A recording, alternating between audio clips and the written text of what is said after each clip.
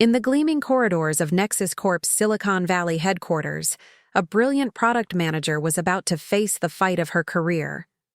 What started as a routine morning presentation took a shocking turn when she came face to face with systematic exclusion and corporate betrayal.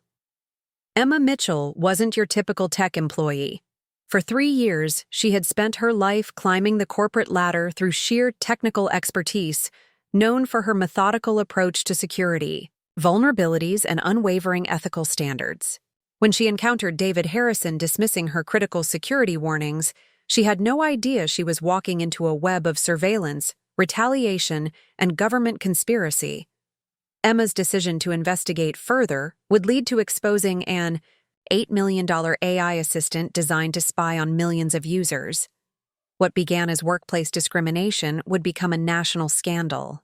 The entire tech industry would never be the same after one woman chose conscience over career, transforming from marginalized employee to the whistleblower who brought down a mass surveillance operation.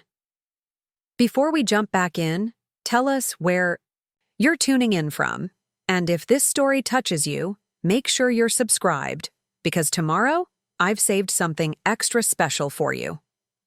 Emma Mitchell's badge scanned with its familiar beep as she entered the Nexus Corp building at precisely 7:30 a.m., the same time she'd arrived every morning for the past 3 years.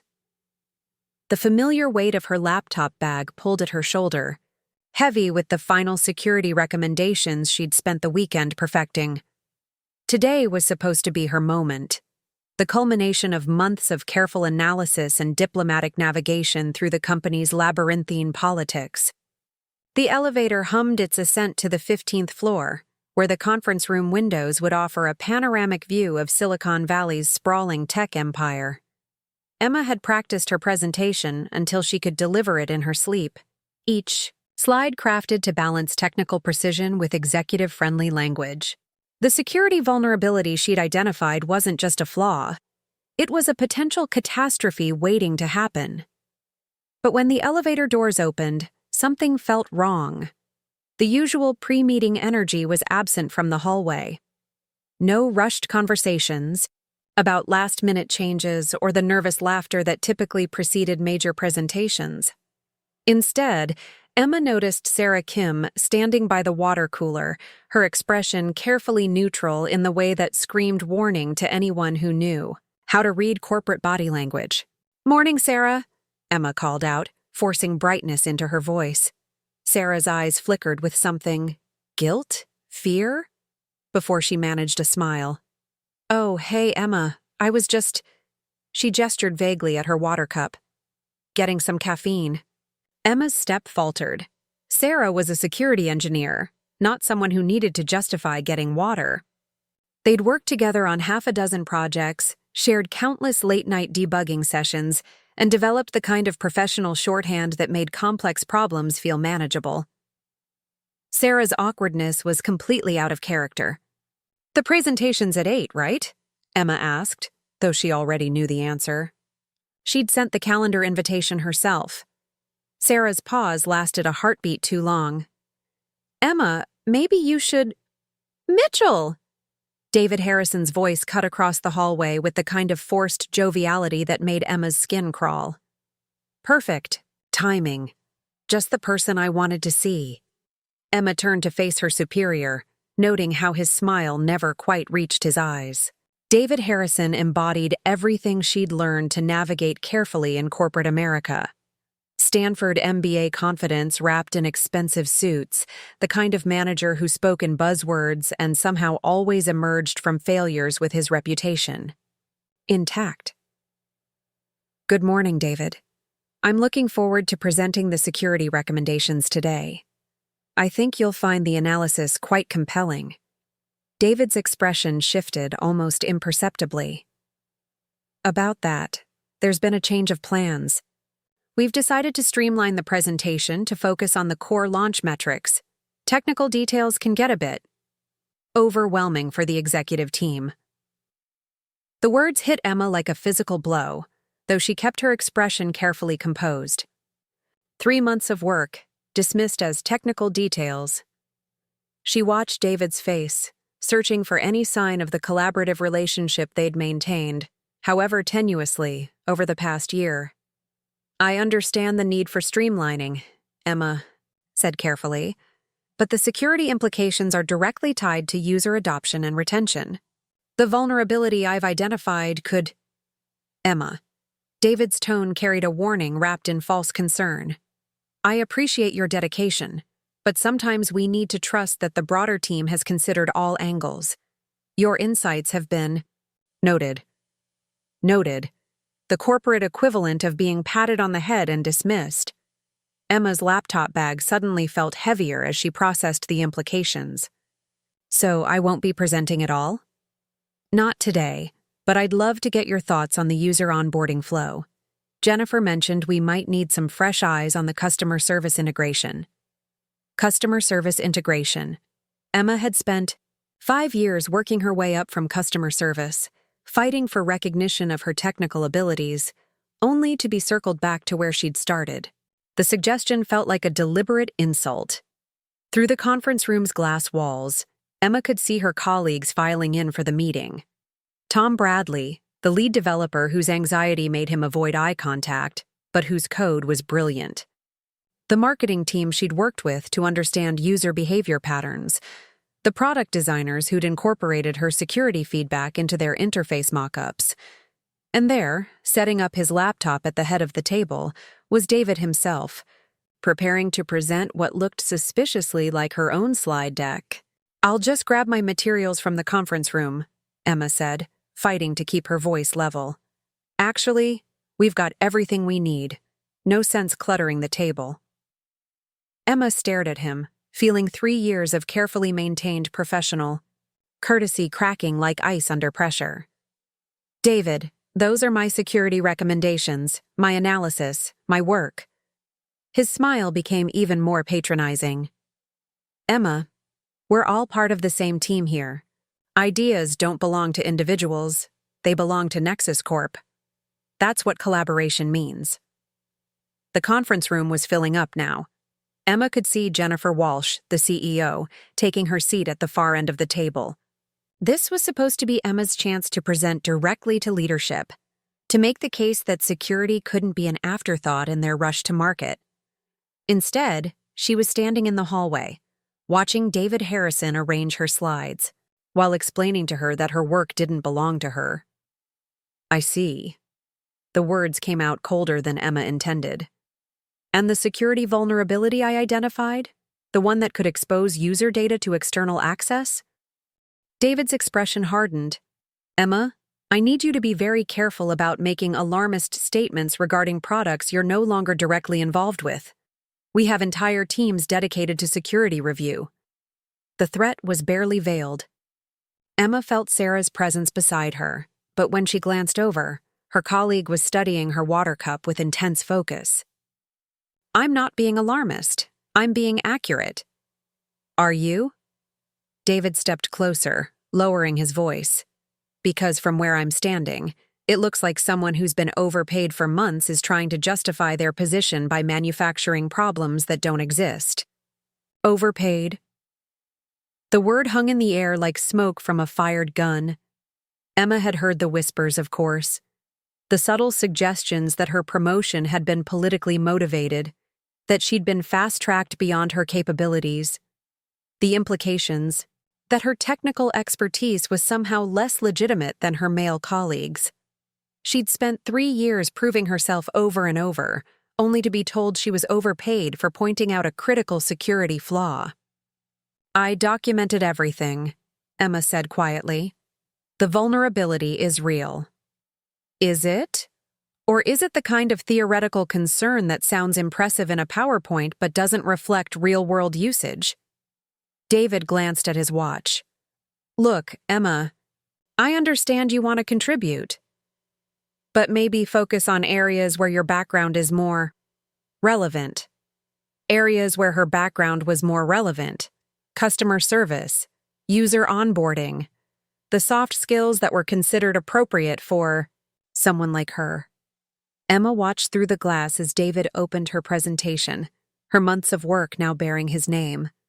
She could see the slides she'd crafted, the vulnerability assessment she'd painstakingly documented, the recommendations that could prevent what she knew would be a disaster.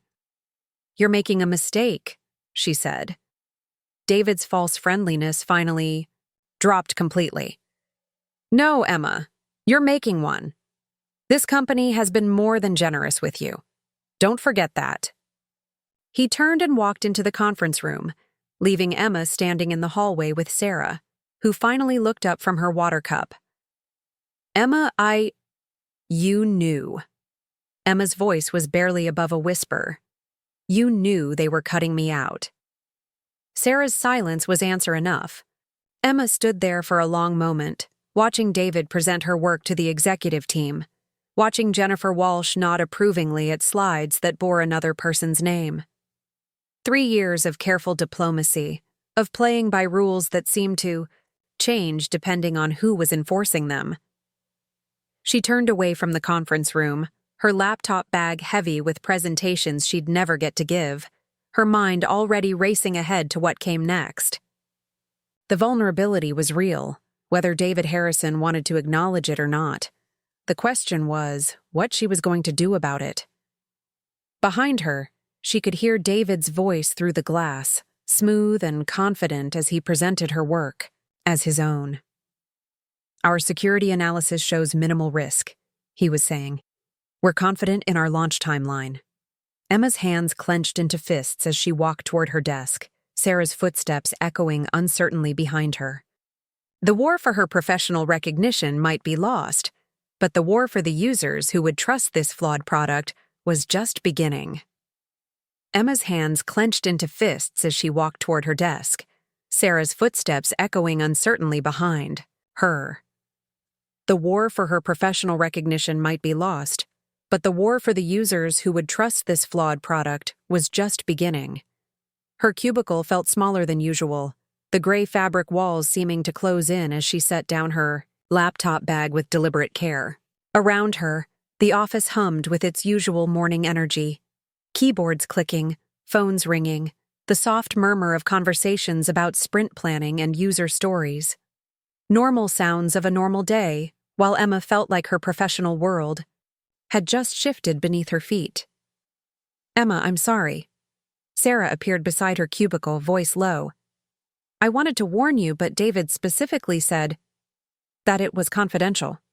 Emma didn't look up from her computer as it powered on. "I understand. You have your own career to protect." The words came out sharper than she'd intended, and she saw Sarah flinch. It wasn't Sarah's fault that David Harrison had orchestrated this humiliation. But knowing that didn't make the betrayal sting any less. "It's not about my career," Sarah said quietly. "It's about my daughter. I can't afford to be on David's bad side right now. The custody hearing is next month, and if I lose this job..." Emma finally looked up, seeing the genuine distress in her colleague's eyes. Sarah's divorce had been brutal, her ex-husband using every weapon he could find to gain custody of their 8-year-old daughter. A stable job at a prestigious tech company was Sarah's strongest argument for maintaining primary custody. "I'm sorry," Emma said, meaning it. "I know how much is at stake for you." Sarah glanced around, then leaned closer. "For what it's worth, your security analysis was brilliant. David may have presented it, but anyone with technical knowledge could see the sophistication of the work. Anyone except the people making decisions about my career." Emma's computer finished loading and she stared at the desktop wallpaper. A serene mountain landscape that felt ironically peaceful given her current state of mind. Her fingers hovered over the keyboard as she considered her options.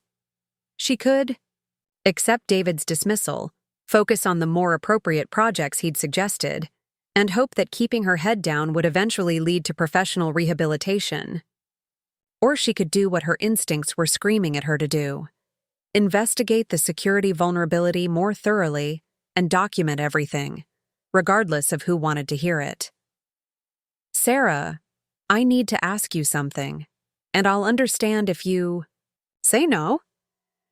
Sarah's expression grew wary. "What kind of something?" "The vulnerability I identified. Do you think I'm wrong about it?" The question hung between them for a moment. Sarah was one of the best security engineers at Nexus Corp, with an instinct for spotting potential exploits that bordered on supernatural. If anyone could give Emma an honest technical assessment, it was Sarah. "No," Sarah said finally. "I think you're right. And I think it's worse than what you documented." Emma's pulse quickened. "Worse how?"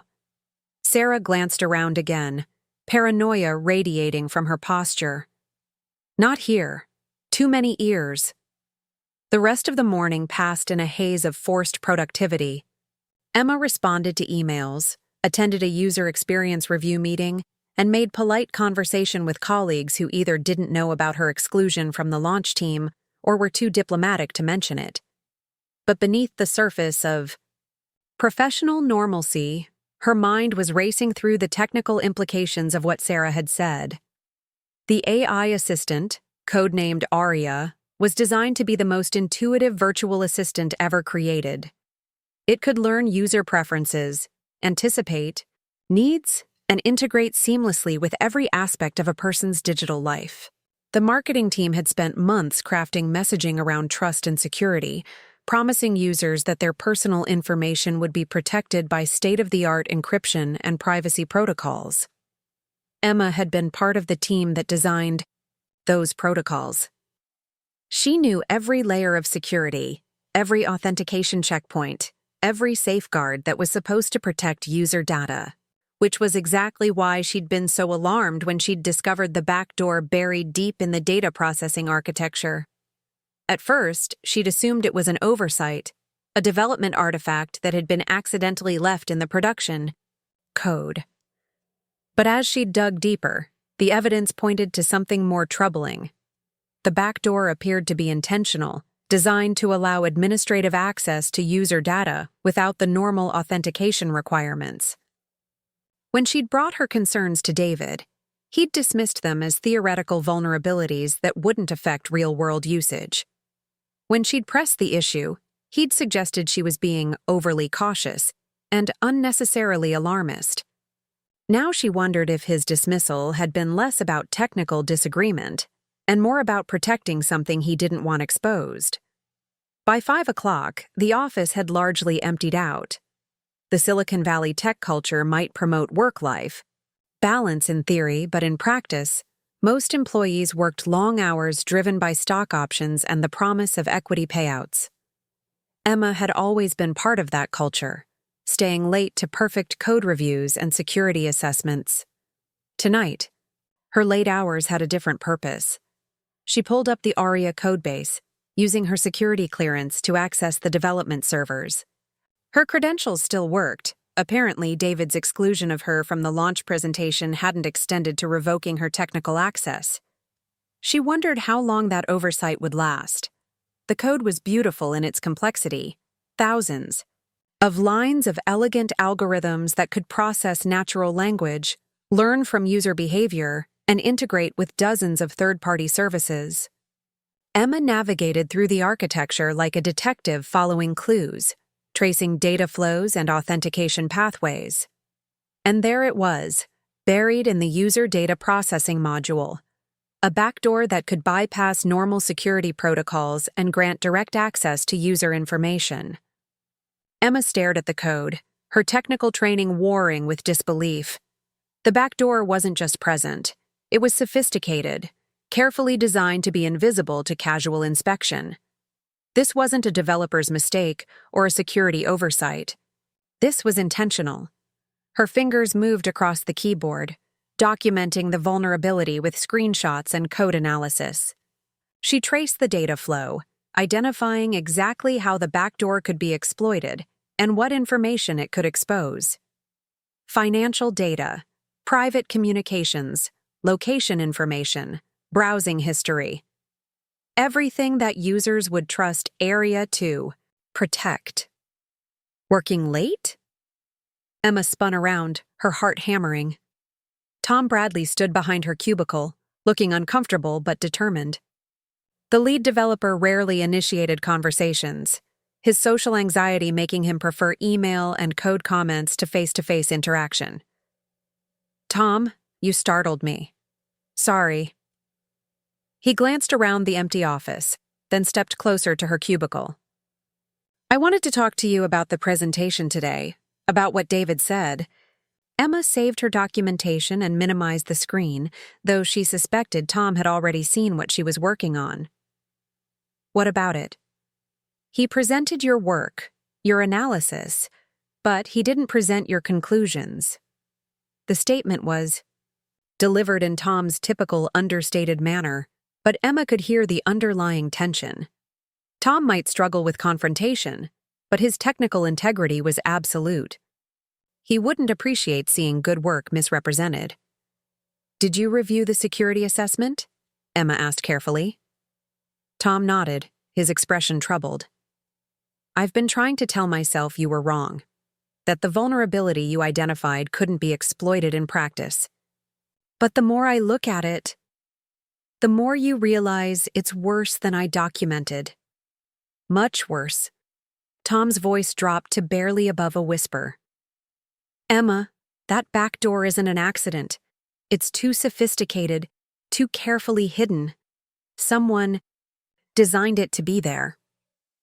Emma felt a chill that had nothing to do with the office air conditioning. Having her suspicions confirmed by someone of Tom's technical caliber made the situation feel exponentially more serious. Have you told David about your concerns?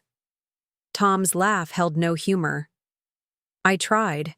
He said I was overthinking things, that the launch timeline was too critical to get derailed by theoretical problems. He suggested I focus on optimization rather than borrowing trouble. The phrase was familiar, almost identical to what David had told Emma about focusing on more appropriate projects. It seemed to be his standard response to technical concerns that didn't align with his timeline. Tom, if you're right, if we're both right, then we're about to launch a product that could expose millions of users to data theft. I know. Tom ran his hands through his hair, a nervous gesture Emma had seen dozens of times during high-pressure, debugging sessions. But what can we do? David's made it clear he doesn't want to hear technical objections. Jennifer Walsh trusts his judgment on product decisions. And the board is expecting this launch to drive Q4 revenues. Emma stared at her computer screen, where her documentation of the vulnerability sat hidden behind minimized windows. She thought about the users who would download Area, trusting it with their most personal information. She thought about David, Harrison presenting her work while dismissing her conclusions. She thought about being called overpaid for doing exactly what her job required. We document everything, she said finally. Every line of code, every security flaw, every warning we've raised, and every dismissal we've received. If this goes wrong, when this goes wrong, we make sure there's a record of who tried to prevent it. Tom's expression was a mixture of relief and terror. Emma, if we're caught building a case against the launch, then we get fired. Emma looked directly at him, seeing her own determination reflected in his anxious features. But if we stay silent and millions of users get their data stolen because we were too afraid to speak up, how do we live with that? The question hung between them as the office settled into evening quiet. Outside the windows, the lights of Silicon Valley twinkled like stars, each one representing a company, a product, a promise to make the world better through technology. Emma wondered how many of those promises were kept and how many were buried beneath the pressure of quarterly earnings and launch deadlines. I'll help, Tom said quietly. But we have to be careful. David's already suspicious of you, and if he thinks I'm undermining the launch... We'll be careful, Emma promised, but we won't be silent. As Tom walked back to his own cubicle, Emma turned back to her computer and opened her documentation. The vulnerability was real, sophisticated, and dangerous. David Harrison might have removed her from the official launch team, but he couldn't remove her from the responsibility she felt to the users who would trust this product. She began typing, documenting not just the technical details of the security flaw, but the timeline of warnings ignored and concerns dismissed. If David wanted to exclude her from the solution, he couldn't exclude her from the consequences. The building's heating system cycled on, filling the empty office with a low mechanical hum. Emma worked steadily, building her case one line of code at a time. While outside the windows, the lights of Silicon Valley promised a future that felt increasingly uncertain. The building's heating system cycled on, filling the empty office. With a low mechanical hum, Emma worked steadily, building her case one line of code at a time. While outside the windows, the lights of Silicon Valley promised a future that felt increasingly uncertain. By 9 o'clock, Emma had compiled nearly 50 pages of documentation, technical specifications, code samples, email chains showing her warnings being dismissed, timestamps proving when she'd first identified the vulnerability and when David had first brushed off her concerns. The evidence painted a clear picture. Nexus Corp was about to launch a product with a critical security flaw, and the warnings of the person who'd discovered it had been systematically ignored. The question that kept nagging at her was what to do with the information. Internal channels had failed completely. David had made it clear that raising further technical objections would be career suicide. Even Jennifer Walsh, despite her reputation for ethical leadership, seemed committed to the launch timeline above all other considerations. Emma's phone buzzed with a text from Sarah. "Coffee tomorrow morning? We need to talk." The message was carefully neutral, the kind of communication that wouldn't raise flags if corporate IT was monitoring employee communications. But Emma understood the subtext. Sarah had thought about their conversation, and she had something important to share. Emma responded with a simple, "Yes," then returned to her documentation. As she worked, a memory surfaced from her previous job at the startup that had ultimately blacklisted her. She'd tried to raise concerns about user privacy there too, only to be told that she was overthinking the problem. When she'd persisted, she'd been labeled as not a team player, and eventually forced out entirely. The pattern was depressingly familiar. Technical women raising ethical concerns, being dismissed by male leadership, and then being professionally punished for their persistence. Emma had thought Nexus Corp would be different. A larger, more established company with robust ethics policies and a female CEO. Instead, she was discovering that the same dynamics played out regardless of company size or stated values. Her computer chimed with an email notification. Emma glanced at the sender and felt her stomach drop. Marcus Thompson, Senior Technology Reporter, San Francisco Chronicle. The subject line read, "Nexus Corp Labor Practices Investigation." Emma stared at the email for a long moment before opening it. She'd never had direct contact with any journalists, but she recognized Marcus Thompson's name from his investigative pieces on tech company culture. His articles had exposed everything from gender discrimination to financial fraud, earning him both industry respect and corporate hostility. "Ms. Mitchell," the email began, "I'm currently investigating labor practices at Nexus Corp as part of a broader examination of workplace culture in Silicon Valley tech companies. I understand you've been with the company for 3 years and have experience in product security. Would you be interested in speaking confidentially about your experiences? I'm particularly interested in how technical concerns are handled within the organization and whether employees feel comfortable raising potential issues without fear of retaliation." Emma read the email 3 times, her pulse accelerating with each pass. The timing felt like more than coincidence. Marcus Thompson was investigating Nexus Corp's labor practices just as she was documenting systematic dismissal of her technical expertise. The journalist had somehow identified her as a potential source. But how? The rational part of her mind warned that responding to a journalist would be crossing a line she couldn't uncross. Once she started talking to reporters, she would officially become a whistleblower, with all the legal and professional consequences that entailed. Her career at Nexus Corp would be over, and her professional reputation might never recover. But the other part of her mind, the part that had spent the evening documenting evidence of corporate negligence, wondered if speaking to Marcus Thompson might be the only way to prevent a disaster that would affect millions of users. Preparing. And narrating this story took us a lot of time, so if you are enjoying it, subscribe to our channel. It means a lot to us. Now back to the story. Emma closed the email without responding and gathered her things. She needed time to think, and the empty office was starting to feel oppressive. As she waited for the elevator, she noticed that the lights in David Harrison's corner office were still on. Through his glass walls, she could see him on a phone call, gesturing animatedly at his computer screen. The elevator arrived, and as the doors closed, Emma caught a glimpse of David's presentation materials scattered across his desk.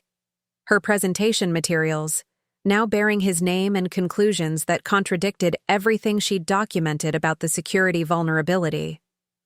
The next morning, Emma arrived at the small coffee shop 3 blocks from the Nexus Corp campus. She'd chosen the location specifically because it was far enough from the office to avoid running into colleagues, but close enough that meeting Sarah there wouldn't seem suspicious if anyone asked. Sarah was already there, nursing a large latte, and looking tired. The custody battle was taking its toll, adding stress lines around her eyes and making her usually confident demeanor seem fragile. "Thanks for meeting me," Sarah said as Emma sat down with her coffee. "I've been thinking about our conversation yesterday." "About the security vulnerability?" Sarah nodded, then leaned forward and lowered her voice. "Emma, I think the back door is intentional. Not just a development artifact, deliberately designed for data collection." The words confirmed Emma's worst suspicions, but hearing them spoken aloud still felt like a physical blow. "What makes you say that?" "I've been monitoring network traffic as part of my security review. The data flows don't match the specifications. ARIA is collecting more user information than what's documented in the privacy policy, and it's storing that data in ways that would make it accessible through the back door you identified." Emma felt the coffee turn bitter in her mouth. "So, it's not just a vulnerability that could be exploited by hackers. It's a feature that could be exploited by Nexus Corp itself." Sarah's expression was grim. "Emma, I think they're planning to harvest user data for analytics and advertising purposes, but they don't want users to know about it." The implications were staggering. ARIA was being marketed as a privacy-focused AI assistant with advertising, campaigns emphasizing user control and data protection. If Sarah was right, the product was actually designed to secretly collect and monetize user information in direct contradiction to its public promises. "Have you documented this?" "Some of it. But I'm limited in what I can access without raising red flags. My security clearance is being watched more closely since I started asking questions about the launch timeline." Emma thought about Marcus Thompson's email, still sitting unanswered, in her inbox. A journalist investigating Nexus Corp's labor practices might be very interested in evidence of systematic deception regarding user privacy. "Sarah, if you're right about this, if ARIA is designed to secretly harvest user data, then we're not just looking at a security vulnerability, we're looking at fraud." Sarah nodded unhappily. "I know, which is why I'm scared. Companies don't just fire people for exposing fraud. They destroy them." "What do you mean?" "Legal threats, blacklisting, financial pressure. They make it impossible for you to work in the industry again." Sarah's voice was barely above a whisper. "Emma, I can't afford to be blacklisted, not with the custody hearing coming up. If I lose my job and can't find another one." Emma understood. Sarah's ex-husband would use any employment problems against her in court, arguing that she couldn't provide stability for their daughter. The financial and professional consequences of whistleblowing would extend far beyond Sarah herself. "But you're telling me this anyway." "Because someone needs to know. Someone who isn't trapped by a custody battle and can't be silenced by threats against their child." Sarah met Emma's eyes directly. Emma? You don't have kids. You don't have a spouse whose career could be affected. You're in the best position to speak up. The observation stung, even though it was accurate. Emma's personal life had been largely sacrificed to her career ambitions. She'd never married, never had children, never built the kind of personal relationships that would create additional pressure to stay silent. Her isolation, which had always felt like a professional disadvantage, might actually be a form of freedom. There's something else, Sarah continued. I got an email from a journalist yesterday, Marcus Thompson from the Chronicle. He's investigating labor practices at Nexus Corp. Emma's coffee cup froze halfway to her lips. You got an email too? Too? Sarah's eyes widened. He contacted you as well?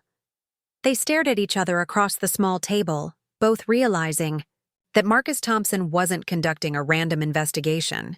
He was building a specific story, and he'd identified them both as potential sources. How do you think he found us? Emma asked. I don't know, but if he contacted both of us, he probably knows about the launch problems. The question is whether he knows enough to publish a story, or whether he needs our testimony to make it credible. Emma thought about her documentation from the previous evening, the technical specifications, the email chains, the timeline of warnings ignored. Combined with Sarah's evidence of intentional data collection, they had enough material to expose not just the security vulnerability, but the deliberate deception behind it. Sarah, I'm thinking about responding to his email. Emma, be careful. Once you start talking to journalists, there's no going back. And David Harrison isn't going to take kindly to being exposed. David Harrison called me overpaid and excluded me from presenting my own work. I'm not sure his opinion of me can get much worse. Sarah managed a weak smile. Fair point, but his ability to damage your career can definitely get worse. Emma's phone buzzed with a text message. She glanced at it and felt her blood pressure spike. Emma, need to see you in my office first thing Monday morning. David. She showed the message to Sarah, who winced sympathetically. That doesn't sound good. No, it doesn't. Emma looked around the coffee shop, noting the other customers absorbed in their own conversations and devices. Normal people living normal lives, unaware that they might soon download an AI assistant designed to spy on them. Sarah, how long do we have before the launch? 2 weeks, maybe 3 if there are technical delays, but David's been pushing hard to stay on schedule. 2 weeks to decide whether to speak up or stay silent. 2 weeks to choose between her career and her conscience. 2 weeks to determine whether the users who would trust Aria deserved to know what they were really downloading. Emma thought about Marcus Thompson's email, about her documentation of the security vulnerability, about David Harrison's dismissive treatment of her expertise. She thought about the users who would trust Nexus Corp to protect their privacy, unaware that their data was being secretly harvested. I'm going to respond to Marcus Thompson, she said finally. Sarah reached across the table and squeezed her hand. I can't go on record, not with the custody hearing, but if there's anything I can do to help you document the problems, I understand, and I appreciate everything you've already told me. They finished their coffee in relative silence, both lost in their own thoughts about the consequences of the decisions they were making. As they prepared to leave, Sarah turned back to Emma with a worried expression. Be careful who you trust. If Marcus Thompson is investigating Nexus Corp, David Harrison probably knows about it. And if he suspects you're the source... Emma nodded, understanding the warning, but as she walked back toward the office, her mind was already composing her response to Marcus Thompson's email. The story needed to be told, regardless of the personal cost. The question was whether she had the courage to be the one to tell it. Emma spent the rest of Friday afternoon crafting and recrafting her response to Marcus Thompson, each draft feeling either too cautious or too revealing. By the time she finally hit send, agreeing to meet but insisting on a public location, and preliminary conversation only, her hands were shaking slightly from a combination of caffeine and nerves. The weekend passed in a blur of anxiety and second-guessing. Emma found herself checking her phone obsessively for responses from Marcus, while simultaneously dreading David Harrison's Monday morning summons. She tried to distract herself with Netflix and cleaning her apartment, but her mind kept circling back to the same questions. What did David want to discuss? How much did he know about her investigation? And was she making a catastrophic mistake by involving a journalist? Sunday evening, as she was reviewing her documentation one final time, her secure messaging app chimed with an unexpected notification. The sender was listed only as AR. But Emma recognized the encryption signature immediately. Alex Rivera, her former mentor and the person who'd recommended her for the Nexus Corp position 3 years ago. Emma, we need to talk. Can you meet tonight? It's important. Emma stared at the message for a long moment. She hadn't heard from Alex in over 6 months, not since he'd left Nexus Corp under what she'd assumed were normal circumstances. A better offer from a competitor, the usual Silicon Valley job hopping that characterized ambitious tech careers. His sudden reappearance felt ominous, especially given the timing. She typed back, "Alex, how did you get this number? I thought you were at TechFlow now." The response came within minutes. "I am, and I know what's happening at Nexus. We need to talk before you do something that can't be undone. Pier 39, near the aquarium. 1 hour." Emma's pulse quickened. Alex's message implied he knew about her investigation, possibly even about her contact with Marcus Thompson. But how could he know? And what did he mean about something that can't be undone? Despite every instinct telling her this was a bad idea, Emma found herself driving toward San Francisco's tourist district an hour later. Pier 39 was busy even on a Sunday evening, the combination of street performers and waterfront restaurants, drawing crowds of visitors. It was the kind of public space where surveillance would be difficult and conversations could remain private despite the crowds. She found Alex sitting on a bench overlooking the bay, his familiar silhouette backlit by the lights of Alcatraz Island. At 42, he still carried himself with the confident energy that had made him such an effective mentor when Emma was starting her career. But there were new lines around his eyes, and his expression held a wariness she'd never seen before. "Emma." He stood as she approached, offering a smile that didn't quite reach his eyes. "Thanks for coming." "Alex?" She remained standing, maintaining distance. "You said it was important." "It is." He gestured to the bench. "Please sit. We have a lot to discuss." Emma remained standing. "How do you know what's happening at Nexus? You left the company months ago." Alex's smile became rueful. "I didn't exactly leave voluntarily, Emma. I was pushed out for asking too many questions about area's development priorities." The revelation hit Emma like a physical blow. "You were fired?" "Constructively dismissed. Made clear that my continued employment would be contingent on stopping my inquiries into certain technical decisions." Alex's voice carried a bitterness Emma had never heard from him before. "I chose to take the hint and found a position elsewhere." Emma finally sat down, her mind reeling. Alex had been one of the most respected product managers at Nexus Corp, with a reputation for technical excellence and ethical leadership. If he'd been forced out for asking questions about area. "What kind of questions were you asking?" "The same questions you've been asking, I suspect. About security vulnerabilities, about data collection practices, about the gap between marketing promises and technical reality." Alex turned to face her directly. "Emma, I know you've been investigating the area launch, and I know you've been in contact with Marcus Thompson." Emma's blood turned cold. "How could you possibly know that?" "Because Marcus Thompson has been investigating Nexus Corp for months, and because tech employees who ask inconvenient questions don't stay anonymous for long in this industry." Alex's expression was grave. Emma, you're walking into a trap. What do you mean? David Harrison knows you've been building a case against the launch. He knows about your documentation, your late-night access to the development servers, your conversations with Tom Bradley. Alex leaned closer, lowering his voice despite the crowd noise around them. He's planning to fire you Monday morning, and simultaneously release information that will destroy your professional credibility. Emma felt the bench beneath her become unsteady. What kind of information? Character assassination, suggestions that you've been leaking proprietary information to competitors, implications that your technical assessments are motivated by personal grudges rather than genuine security concerns. Alex's voice was gentle but implacable.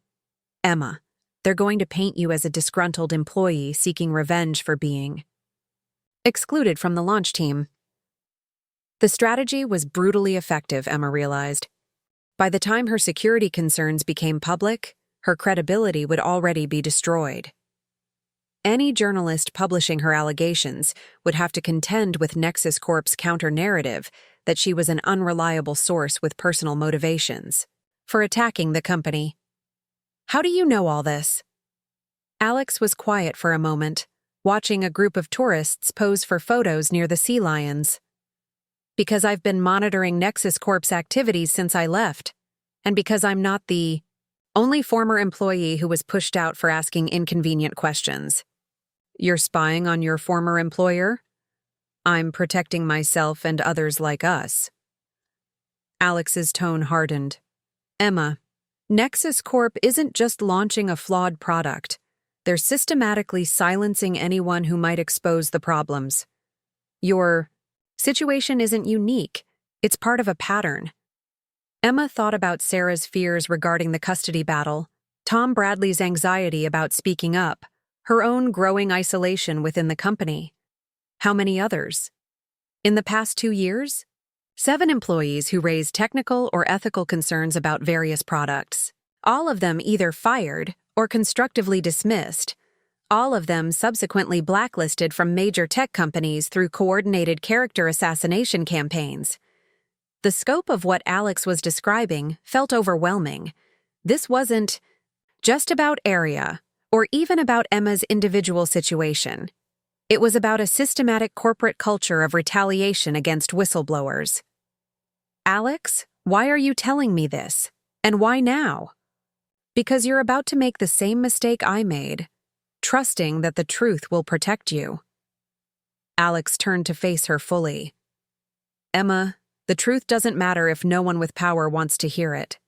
And right now, everyone with power at Nexus Corp is committed to the area launch, regardless of the consequences. Emma stared out at the dark waters of the bay, processing the implications of Alex's warning. If he was right, her investigation and her contact with Marcus Thompson weren't bold steps toward exposing corporate negligence. They were career suicide with no guarantee of protecting users. So what are you suggesting I do? Stay silent while millions of people download software designed to spy on them? I'm suggesting you be smarter about how you fight. Alex reached into his jacket and pulled out a tablet. Emma, I didn't just monitor Nexus Corp's retaliation campaigns. I documented them. Email chains, personnel records, patterns of behavior that prove systematic suppression of dissent. He handed her the tablet, and Emma found herself looking at what appeared to be months of investigative work. Screenshots of internal communications, personnel files, financial records showing payments to reputation management firms that specialized in destroying the credibility of former employees. This is extensive. It's also legally actionable. With the right legal representation and the right media strategy, this information could bring down not just David Harrison, but the entire executive team that enabled this culture. Emma scrolled through the documentation, recognizing names of former colleagues who had simply moved on to other opportunities. In reality, according to Alex's evidence, they'd been systematically pushed out and then professionally destroyed. Why haven't you published this already? Because I needed corroboration from current employees. Testimony from people who could speak to ongoing practices, not just historical patterns. Alex met her eyes. Emma, you have access to technical evidence that proves Area's security flaws. Combined with my documentation of the retaliation patterns, we could build a case that goes far beyond a single product launch. The offer was tempting, but Emma found herself questioning Alex's motives. What's in this for you? Professional vindication? Alex's expression darkened. Emma, I spent 15 years building a reputation in this industry. Nexus Corp destroyed that in 6 months through systematic character assassination. TechFlow hired me because they needed someone with inside knowledge of Nexus Corp's development practices. The implication hung in the air between them. Alex's new employer was a direct competitor to Nexus Corp, and bringing down Area's launch would benefit TechFlow's competing product. So this isn't just about justice or protecting users, it's about corporate espionage. It's about both, Alex said quietly. Emma, I care about you. And I care about the users who will be affected by Area's flaws. But I also care about preventing Nexus Corp from continuing to destroy people who try to do the right thing. Emma handed back the tablet, her mind racing through the implications. Working with Alex would give her resources and legal protection she couldn't access on her own. But it would also tie her investigation to a corporate competitor's agenda, potentially undermining the credibility of any exposé. I need time to think about this. You don't have much time. David Harrison's meeting with you tomorrow morning isn't a conversation. It's a termination. Alex stood, preparing to leave. Emma, if you're going to act, it has to be tonight. Once you're fired and they've started their character assassination campaign, the window for credible whistleblowing closes. As Alex walked away, disappearing into the crowd of tourists, Emma remained on the bench staring out at the bay. The lights of the city reflected on the dark water, creating an illusion of depth and stability that she knew was deceptive. She pulled out her phone and looked at Marcus Thompson's latest message, confirming their meeting for the next evening. Alex was right that she was running out of time, but she was no longer sure whether exposing the truth was worth becoming a pawn in a larger corporate battle. The question was whether she could find a way to protect users without destroying herself, or whether, in the current system, those two goals were mutually exclusive. The question was whether she could find a way to protect users without destroying herself, or whether, in the current system, those two goals were mutually exclusive. Emma drove back to her apartment through the empty Sunday night streets, Alex's warnings echoing in her mind. By the time she reached her building, she had made a decision that surprised her with its clarity. She would meet with Marcus Thompson as planned, but she would also gather as much additional evidence as possible before David Harrison's Monday morning ambush. If Alex was right about the timeline, she had less than 12 hours before her access to Nexus Corp's systems would be permanently revoked. 12 hours to document everything she could about Area's security flaws and the systematic suppression of concerns about them. She spent Sunday night crafting a careful message to Sarah. Coffee tomorrow morning before work? I could use a friend. It was innocuous enough to pass casual scrutiny, but Sarah would understand the urgency behind the early meeting time. Sarah's response came within minutes. Of course. 6:30 at the usual place? Emma confirmed and spent the next few hours organizing her documentation, creating encrypted backups, and preparing for what felt increasingly like a professional last stand. By the time she finally fell asleep, it was nearly 3 a.m., and her dreams were filled with code fragments and legal threats. The coffee shop was nearly empty when Emma arrived Monday morning, the early hour ensuring privacy for sensitive conversations. Sarah was already there, looking as exhausted as Emma felt, with dark circles under her eyes suggesting her own sleepless night. "You look terrible," Sarah said by way of greeting, though her tone was affectionate rather than critical. "I feel terrible. Sarah, I think I'm about to be fired." Sarah's coffee cup stopped halfway to her lips. What? Why? Emma quickly explained Alex's warning, watching Sarah's expression grow increasingly alarmed as the implications became clear. Emma, if Alex is right about the timeline, then we need to act fast. I've been doing my own investigation since we talked, and what I've found... Sarah shook her head. It's worse than we thought. Worse how? Sarah pulled out her laptop and opened what appeared to be a complex network monitoring dashboard. I've been tracking Area's data collection patterns during the beta testing phase. Emma, the software isn't just collecting more data than disclosed, it's collecting data it has no legitimate need for. Emma leaned closer to study the dashboard. The data flows Sarah had mapped showed Aria accessing user information far beyond what would be necessary for its stated functions. Email contents, browser histories, location data, even camera and microphone access patterns that suggested active surveillance. This is industrial-scale spying, Emma said quietly. It gets worse. I traced some of the data flows and found they're being aggregated and prepared for sale to third-party analytics companies. Companies that specialize in building detailed behavioral profiles for advertising and political targeting. Emma felt sick. Aria wasn't just failing to protect user privacy, it was designed to violate it systematically and profit from that violation. Sarah, do you have documentation of this? Some, but I'm limited in what I can access without triggering security alerts. Sarah's expression was troubled. Emma, I think they know I've been investigating. My access permissions have been quietly restricted over the past few days, and I've noticed unusual network monitoring around my workstation. The paranoia that had been building in Emma's mind suddenly felt entirely justified. If Nexus Corp was systematically monitoring employees who asked inconvenient questions, then both she and Sarah were already under surveillance. We need to be careful about what we say and do at the office today, Emma said. Agreed. But Emma, if you're really going to be fired today, then this might be our last chance to gather evidence from inside the company.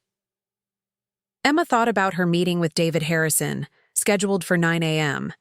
If Alex was right, it would be a termination disguised as a performance review, followed by immediate revocation of her access credentials and escorted removal from the building.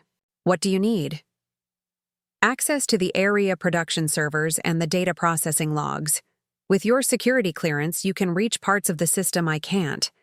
If we can document the full scope of the data collection, we'll have irrefutable evidence of the privacy violations. Emma checked her watch. It was nearly 7 a.m., which meant they had perhaps 2 hours before David's meeting and her likely termination. We'll have to do it at the office. Can you create a distraction so I can access the servers without being monitored? Sarah nodded grimly. I can trigger a false security alert that will require immediate investigation. It should draw attention away from your workstation for at least 30 minutes. They finished their coffee quickly and drove separately to the Nexus Corp campus, both understanding that this might be their last collaboration as colleagues. The building felt different to Emma as she badged in, less like a workplace and more like enemy territory. The office was quiet in the early morning hours, with only a few dedicated employees at their desks. Emma noticed that David Harrison's office was already lit up, and she could see him on what appeared to be an intense phone call. Preparing for their meeting, she suspected. Sarah sat up at her workstation and began executing her plan to create a security distraction. Within minutes, alerts began flashing across the IT department's monitoring systems, indicating a potential intrusion attempt from external IP addresses. Emma watched as the security team sprang into action, their attention focused entirely on investigating the false threat. With the coast clear, Emma accessed the Area production servers using her administrator credentials. What she found there confirmed Sarah's worst suspicions and exceeded Emma's own fears about the scope of the privacy violations. The data collection was comprehensive and invasive, capturing not just user inputs to Area, but also passive monitoring of device usage, location tracking, and even ambient audio recording when users' devices were idle. The software was designed to build complete behavioral profiles of users, tracking everything from sleep patterns to relationship dynamics to political affiliations. Emma began systematically documenting the data collection protocols, taking screenshots and copying configuration files that proved the intentional nature of the surveillance. The evidence was damning. No reasonable person could argue that this level of data collection was accidental or necessary for Area's stated functions. As she worked, Emma noticed Tom Bradley arriving at his workstation across the office. Their eyes met briefly, and she saw recognition and worry in his expression. Tom knew what she was doing, and he understood the risks she was taking. 20 minutes into her investigation, Emma discovered something that made her blood run cold. Buried in the data processing logs was evidence that the information collected by Area wasn't just being sold to advertising companies, it was being shared with government agencies as part of what appeared to be a classified surveillance partnership. The implications were staggering. Users downloading Area weren't just exposing themselves to corporate data mining. They were unknowingly participating in government surveillance programs. The security backdoor Emma had originally identified wasn't just a vulnerability, it was a feature designed to facilitate law enforcement and intelligence agency access to user data. Emma's hands shook as she documented this discovery.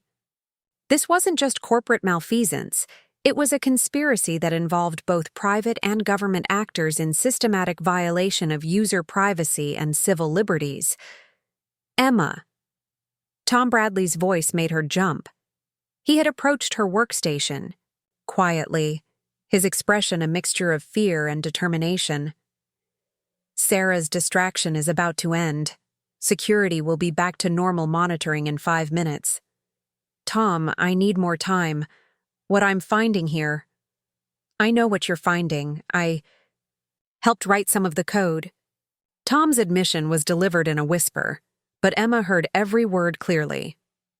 Emma, I've been trying to build the courage to speak up for months. When I saw what they were asking me to implement. You knew about the government surveillance? Partnership. Tom nodded miserably. It was presented as a national security initiative. Voluntary cooperation with law enforcement to help identify terrorist communications and prevent attacks. But the scope kept expanding, and the oversight kept shrinking. Emma stared at him, understanding finally why Tom had been so anxious and conflicted about the Area launch. He wasn't just worried about security vulnerabilities. He was horrified by his role in creating a mass surveillance system. Tom, we have to stop this launch. I know. But Emma, they're never going to listen to us. David Harrison has too much invested in this project, and the government contracts are worth too much money. Emma thought about her meeting with David in less than an hour, about Alex's warnings regarding character assassination, about Sarah's fears for her custody battle. The forces arrayed against them seemed overwhelming. But then she thought about the millions of users who would download Area, trusting it to protect their privacy while it systematically violated their civil liberties. She thought about the precedent this would set for other tech companies, and the surveillance state that would emerge if this program succeeded. Tom, I need you to do something for me. What? I need you to help me copy everything. All the server logs, all the government partnership documentation, all the evidence of what Area really does. Emma met his eyes directly. And then I need you to be willing to go on record about what you helped build. Tom's face went pale. Emma, if I do that, my career is over. Not just at Nexus Corp, everywhere. They'll destroy me. I know. But if we don't do this, how many people will have their lives destroyed by the surveillance system we helped create? Tom was quiet for a long moment, staring at his hands. When he finally looked up, Emma saw something she'd never seen in his anxious features before. Resolve. Okay, he said quietly. Let's burn it all down. For the next 15 minutes, Emma and Tom worked together to systematically copy and document the evidence of Area's true purpose. The data they gathered proved not just privacy violations, but active collaboration between Nexus Corp and government agencies in creating a domestic surveillance infrastructure. As they finished, Sarah appeared at Emma's workstation, her expression grim. The security alert is resolved, and monitoring is back to normal. But Emma, I just saw David Harrison leaving his office. He's heading toward the elevator with what looked like HR paperwork. Emma checked her watch. It was 8:45 a.m., 15 minutes before her scheduled meeting with David. But apparently, he was coming to find her early. Sarah, Tom, I need you both to promise me something. They both nodded. If this goes badly for me today, don't let them bury this evidence. Find a way to get it to Marcus Thompson or someone who can publish it. The users deserve to know what they're really downloading. As David Harrison emerged from the elevator, flanked by an HR representative and a security guard, Emma realized that Alex had been absolutely right about the timeline. Her career at Nexus Corp was about to end, but the fight to protect user privacy was just beginning. The question was whether she had gathered enough evidence to make that fight winnable, or whether she was about to become another casualty in the corporate war against inconvenient truths. The question was whether she had gathered enough evidence to make that fight winnable, or whether she was about to become another casualty in the corporate war against inconvenient truths. Emma quickly minimized her screens and stood as David Harrison approached, flanked by Linda Chen from HR and a security guard she didn't recognize. The morning office buzz seemed to fade into background noise as other employees became aware of the unusual procession heading toward Emma's cubicle. Emma, David's voice carried false warmth that fooled no one. Perfect timing. I was hoping we could move our meeting up a bit. Emma glanced at Sarah and Tom, both of whom were making careful efforts to appear absorbed in their own work while clearly listening to every word. The evidence they'd gathered was safely encrypted and backed up, but Emma knew that once she left the building, her ability to gather additional information would be permanently severed. Of course, Emma replied, matching David's artificial tone. Though I thought we were meeting in your office. Change of plans. Conference room B is available, and it'll give us more privacy for our discussion. Conference room B was located on the executive floor, far from Emma's colleagues and equipped with soundproofing that would prevent any conversation from being overheard. It was also equipped with recording equipment that would ensure David had documentation of whatever narrative he planned to construct about Emma's departure. As they walked toward the elevator, Emma caught a glimpse of Jennifer Walsh through her office window. The CEO was on a phone call, gesturing emphatically at her computer screen. Emma wondered if Jennifer knew about the government surveillance partnership, or if she was another victim of compartmentalized information designed to maintain plausible deniability. The elevator ride to the executive floor passed in tense silence. Emma used the time to mentally review the evidence she and her colleagues had gathered, organizing her thoughts for what she suspected would be her final opportunity to present the truth to Nexus Corp leadership. Conference Room B was exactly as sterile and intimidating as Emma had expected. The long mahogany table was polished to mirror brightness, reflecting the morning light streaming through floor-to-ceiling windows that offered a commanding view of Silicon Valley. David gestured for Emma to sit on one side of the table while he, Linda, and the security guard positioned themselves on the other side. Emma, David began, his tone shifting from false warmth to businesslike formality, we need to discuss some concerning developments regarding your recent performance and conduct. Emma remained silent, understanding that anything she said would be used to support whatever narrative David was constructing. Over the past several weeks, we've received reports about unprofessional behavior, including attempts to undermine approved project timelines, unauthorized access to systems outside your project scope, and concerning interactions with external parties. The accusations were carefully crafted, Emma realized, vague enough to be difficult to refute, but specific enough to justify termination. The external party's reference was clearly aimed at her contact with Marcus Thompson, though Emma wondered how David could know about communications she'd believed were private. "I'd like to respond to those allegations," Emma said carefully. David's smile was razor-thin. "Of course. But first, I think it's important that you understand the seriousness of the situation. Linda?" The HR representative opened a thick folder and began reading from what appeared to be a prepared statement. "Emma, we have documentation of unauthorized access to production servers outside your assigned projects, including area development systems, that you were specifically excluded from following performance concerns." Emma felt her anger building but kept her voice level. "I was excluded from area after raising legitimate security concerns that were dismissed without proper technical review."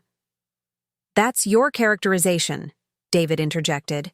"The technical review was conducted by appropriate personnel and found your concerns to be unfounded and potentially motivated by personal grievances." Personal grievances? Emma's professional composure finally cracked. "David, I identified a critical security vulnerability that could expose millions of users to data theft, and you dismissed it because you didn't want to hear technical feedback. That might delay your precious launch timeline." David's expression hardened. "Emma, that kind of accusation is exactly what we're talking about. You're making unfounded claims about security issues that our technical teams have thoroughly reviewed and found to be non-existent." "Non-existent?" Emma pulled out her phone and began accessing her encrypted documentation. "I can show you exactly—" "Emma, stop." The security guard's voice was quiet but firm. "We're going to need you to power down your device and hand it over." Emma stared at him, understanding that this wasn't a performance review. It was a coordinated effort to silence her and seize any evidence she might have gathered. "On what grounds?" Linda consulted her folder again. "Company policy regarding protection of proprietary information. We have reason to believe you may have accessed and copied confidential data in violation of your employment agreement." The trap was perfectly constructed, Emma realized. By investigating the security flaws, she had technically accessed information outside her assigned role. David could frame her legitimate security research as corporate espionage, justifying both her termination and the seizure of any evidence she'd gathered. "I want to speak with Jennifer Walsh." David's laugh held no humor. "Emma, Jennifer is fully briefed on this situation. In fact, she specifically requested that we handle this matter quickly and decisively to minimize disruption to the area. Launch." The words hit Emma like a physical blow.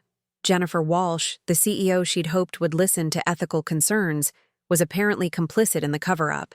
The entire executive leadership was committed to launching ARIA regardless of the security vulnerabilities and privacy violations it contained.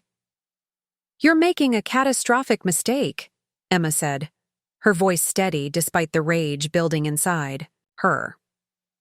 "ARIA contains security flaws that will expose user data to theft and exploitation.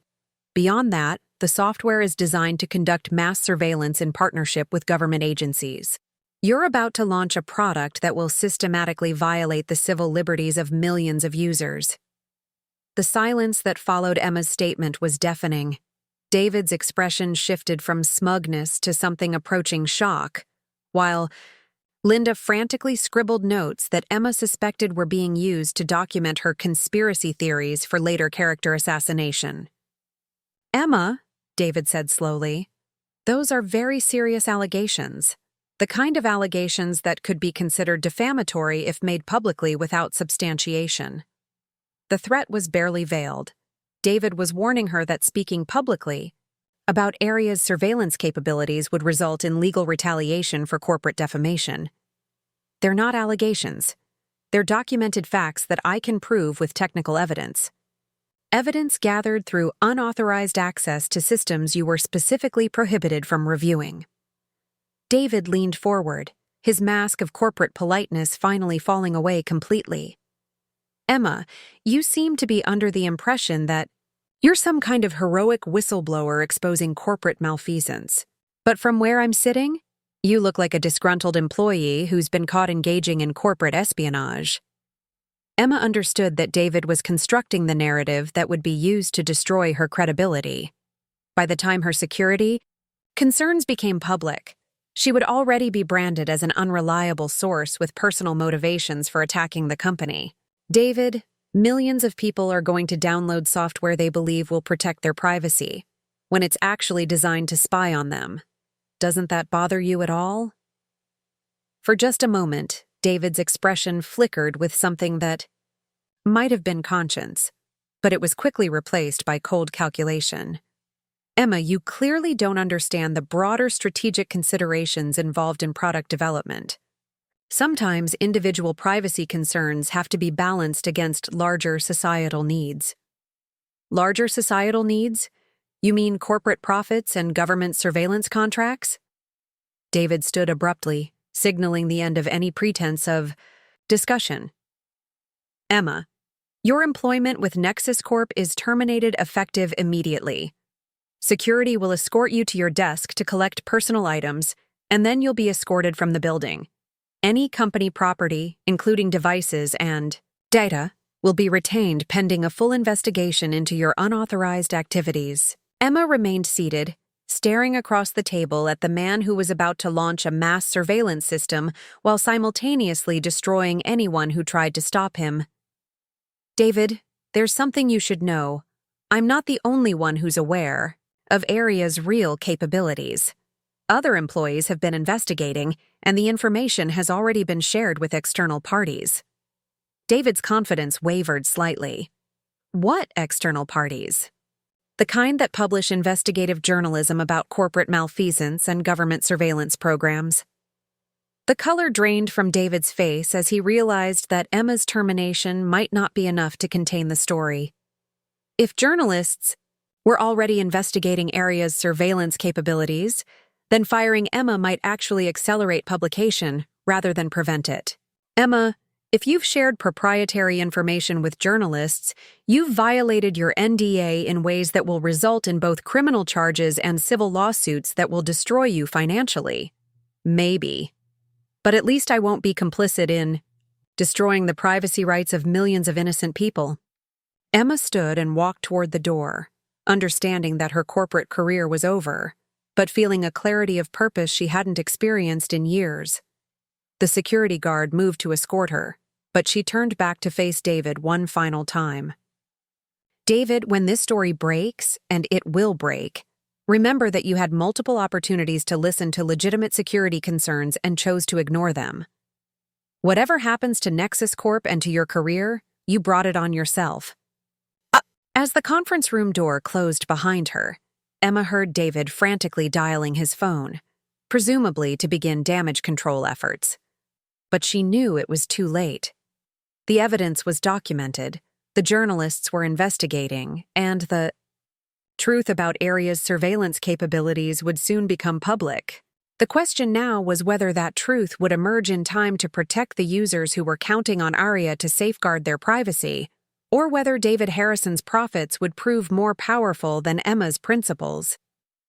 The question now was whether that truth would emerge in time to protect the users who were counting on Aria to safeguard their privacy, or whether David Harrison's profits would prove more powerful than Emma's principles. The security escort to her desk felt like a perp walk, with colleagues openly staring as Emma collected her personal belongings under the watchful eye of a guard who treated her like a criminal. She noticed Sarah and Tom both pointedly avoiding eye contact, though she caught Tom discreetly sliding a USB drive into his pocket, presumably containing backup copies of the evidence they'd gathered. As she was escorted from the building, Emma's phone buzzed with a text from an unknown number. Coffee shop on Market Street, 2 p.m. Come alone. MT. Marcus Thompson was accelerating their meeting timeline, presumably because he'd learned about her termination. Emma wondered how quickly news traveled in Silicon Valley's interconnected tech community, and whether David Harrison realized that firing her might have just provided a journalist with exactly the wronged whistleblower, narrative needed to make the story compelling. Emma spent the afternoon in her apartment, organizing the evidence she'd managed to retain, and preparing for what she knew would be the most important conversation of her professional life.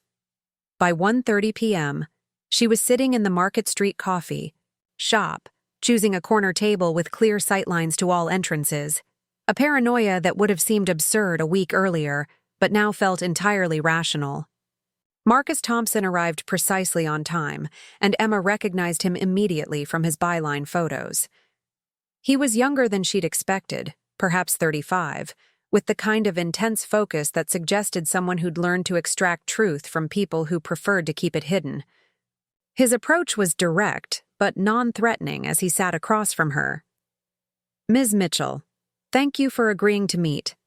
I understand you've had an eventful morning." Emma studied his expression, trying to gauge how much he already knew.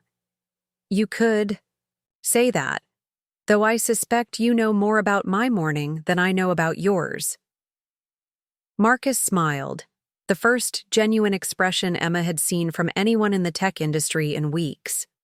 "I know that Nexus Corp terminated your employment approximately 4 hours ago, following a meeting that included HR representation and security presence. I also know that your termination comes less than 2 weeks before the launch of a product you helped develop but were recently excluded from. How do you know all that?"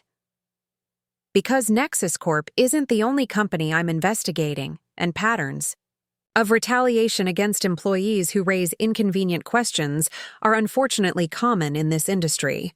Marcus pulled out a tablet and opened what appeared to be an extensive file. "Emma, I've been researching tech company labor practices for 8 months. Your situation isn't unique. It's part of a systematic pattern of silencing dissent." Emma felt a mixture of relief and frustration. Relief that someone with credibility was taking the issue seriously, but frustration that the problem was apparently so widespread that her individual case was just another data point. "Marcus, what I need you to understand is that this isn't just about labor practices or retaliation against whistleblowers. The product Nexus Corp is about to launch contains deliberate security vulnerabilities and surveillance capabilities that will compromise the privacy and civil liberties of millions of users." Marcus leaned forward, his journalist instincts clearly engaged. "Tell me more about that." For the next hour, Emma walked Marcus through the evidence she and her colleagues had gathered, the security backdoors that could be exploited for unauthorized data access, the comprehensive surveillance capabilities that went far beyond ARIA's stated functions, the evidence of government partnerships that suggested law enforcement and intelligence agency access to user data. Marcus took detailed notes, occasionally asking technical questions that demonstrated a sophisticated understanding of software, architecture, and data privacy issues. His questions were precise and focused, designed to corroborate Emma's claims and identify additional sources who could confirm her testimony. "Emma, this is potentially a massive story, but I need to be honest with you about the challenges we're facing." "What kind of challenges?" "Nexus Corp has an extensive legal team and a reputation for aggressive retaliation against journalists who publish unflattering coverage. They've sued media organizations for defamation, tied up stories in court for years, and systematically destroyed the credibility of sources who speak to reporters." Marcus's expression was grim. "Publishing this story will require ironclad documentation and multiple independent sources. Your testimony alone, however credible, won't be sufficient." Emma had expected this challenge. Corporate journalism in the tech industry was notoriously difficult, with companies using legal warfare to suppress unfavorable coverage. "What would you need to publish the story?" "Technical documentation that proves the surveillance capabilities. Independent confirmation from other employees or former employees. Ideally, documentation of the government partnerships that shows the scope of the surveillance program." Marcus consulted his notes. "Emma, do you have access to any of this? Additional evidence?" Emma thought about Tom Bradley's USB drive and Sarah's network monitoring data. Both of her former colleagues were taking enormous risks by preserving evidence, and she was reluctant to expose them to additional danger. I might be able to provide some additional technical documentation.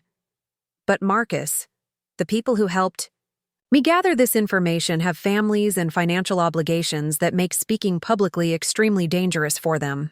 I understand, and I'm not asking anyone to go on the record if they can't afford the consequences. But I need enough corroboration to make the story legally defensible and factually bulletproof. Emma's phone buzzed with a text message. She glanced at it and felt her blood pressure spike. Emma, need to talk urgently. They know about our conversation. Sarah. Marcus, I think we're running out of time. Nexus Corp may be monitoring employees who had contact with me, which means my sources are in immediate danger. Marcus's expression hardened. That's another story in itself.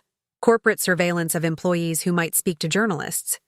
Emma, I need you to put me in contact with anyone who can provide additional documentation. If they're already under surveillance, then staying silent won't protect them. Emma considered the logic of Marcus's argument. If Sarah and Tom were already under suspicion, then their best protection might be getting their evidence to a journalist before it could be suppressed, or they could be terminated. I can arrange a meeting, but it has to be tonight, and it has to be somewhere completely secure. I have a location, but Emma, once we do this, there's no going back. Nexus Corp will use every resource they have to destroy the credibility of anyone involved in this story. Emma thought about David Harrison's threats regarding defamation lawsuits and criminal charges. She thought about Alex Rivera's warnings about character assassination campaigns. She thought about the systematic destruction of former employees who had tried to speak up about corporate malfeasance. But then she thought about the millions of users who would download Area, trusting it to protect their privacy while it systematically violated their civil liberties. Marcus, if we don't tell this story, how many people will have their lives destroyed by the surveillance system we're allowing to be deployed? That's exactly why we have to tell it, and why we have to tell it right. Emma's phone buzzed again, this time with a message from Tom. Emma, they're asking questions about our collaboration this morning. I think they know we copied the files. The net was closing around them, Emma realized. David Harrison had apparently moved quickly to investigate potential information leaks, and her former colleagues were already under scrutiny. Marcus, we need to move fast. Can you meet with my sources tonight? Yes. But Emma, I need you to understand something. Once this story publishes, your life is going to change dramatically. You'll become a public figure, with all the scrutiny and controversy that entails. Are you prepared for that? Emma thought about her quiet life as a product manager, her careful navigation of corporate politics, her dreams of climbing the corporate ladder through technical excellence and diplomatic skill. All of that was already over, destroyed by her decision to prioritize user privacy over corporate loyalty. Marcus, my old life ended when I walked out of that conference room this morning. The question now is whether my new life will be worth something. Marcus nodded, understanding the weight of the decision she was making. Emma, I think it will be. But the road between here and there is going to be brutal. As they prepared to leave the coffee shop, Emma's phone rang. The caller ID showed Alex Rivera's number.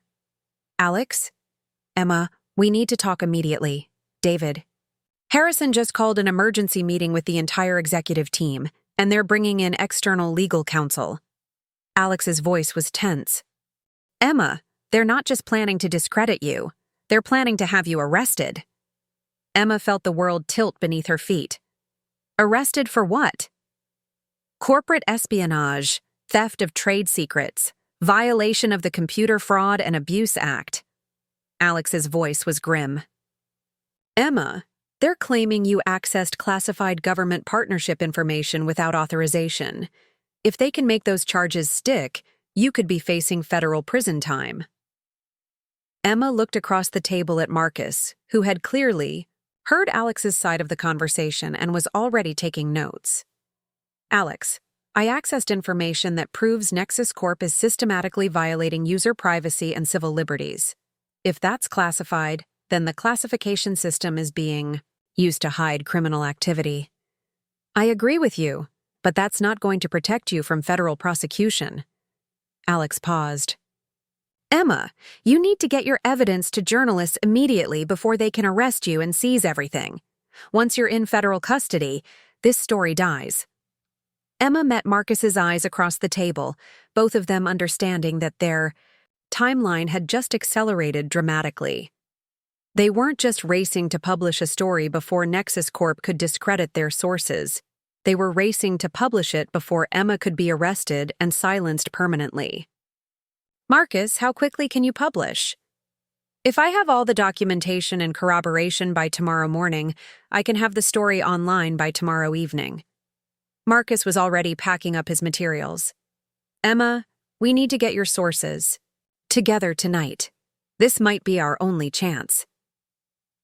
As they left the coffee shop, Emma realized that her decision to speak up about Area's surveillance capabilities had transformed her from a product manager into a fugitive. The question now was whether they could get the truth published before the full weight of corporate and government power came down on everyone involved in exposing it.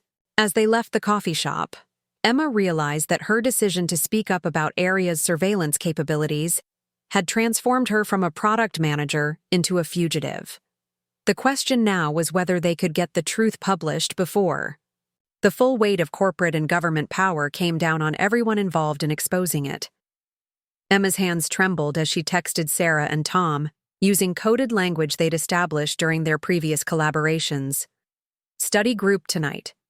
Library on Fillmore. 8 p.m. Bring all materials. The message would be meaningless to corporate surveillance, but her former colleagues would understand the urgency. Marcus drove separately to the meeting location, a 24-hour internet cafe in Oi, a part of the city where tech workers rarely ventured. The space was filled with gamers and students, providing cover for their conversation while offering multiple exit routes if the meeting was compromised. Sarah arrived first, looking haggard and constantly checking over her shoulder. Her usual confidence had been replaced by barely controlled panic. Emma? They questioned me for 3 hours today. HR? Legal? Even someone from corporate security, who wouldn't identify himself. Sarah's voice was barely above a whisper. They know we accessed the area servers together, and they're threatening criminal charges if I don't provide information about what we copied. What did you tell them? Nothing useful. But Emma, they showed me printouts of network logs that prove exactly when and how we accessed the surveillance data. They have technical evidence of everything we did. Marcus introduced himself to Sarah, explaining his role and the story he was preparing to publish. Sarah's expression shifted between hope and terror as she realized the implications of speaking to a journalist. If I go on record about what I found, my ex-husband will use it against me in the custody hearing. He'll argue that I'm an unstable whistleblower who can't provide stability for our daughter. Sarah, if you don't go on record, how many other children will grow up in a surveillance state where their every communication is monitored and stored by corporations and government agencies? Emma's voice was gentle but urgent. Sometimes protecting our own children means protecting all children. Before Sarah could respond, Tom Bradley appeared at their table, his usual anxiety amplified to near panic levels. He clutched a laptop, bag like a lifeline, and kept glancing toward the cafe's exits. They fired me 2 hours ago, he announced without preamble. Escorted me out just like Emma, but they also served me with legal papers claiming I violated federal computer security. Marcus leaned forward, his journalist instincts engaged. What kind of legal papers? Preliminary injunction preventing me from sharing any information about Area's development with external parties? But that's not the worst part. Tom's voice cracked slightly. They're claiming the government surveillance partnerships are classified national security programs, which means anyone who discusses them publicly could be charged under the Espionage Act. The weight of Tom's statement settled over the table like a shroud. The Espionage Act was typically reserved for cases involving foreign intelligence operations, but in recent years it had been increasingly used to prosecute domestic whistleblowers who exposed government surveillance programs. "Tom, do you have the technical documentation?" Marcus asked quietly. Tom nodded and pulled out a USB drive. "Everything. Server logs, code samples, communication records between Nexus Corp and various government agencies, proof that Area was designed from the beginning to be a mass surveillance system. And you're willing to go on record about your role in developing it?" Tom was quiet for a long moment, staring at the USB drive in his hand. "I've been asking myself that question. All day. Going public means my career is over, my reputation is destroyed, and I might face federal prosecution. But staying silent means I'm complicit in the largest domestic surveillance program in American history." Sarah reached across the table and squeezed Tom's hand. "Tom, you don't have to do this. You have your whole life ahead of you.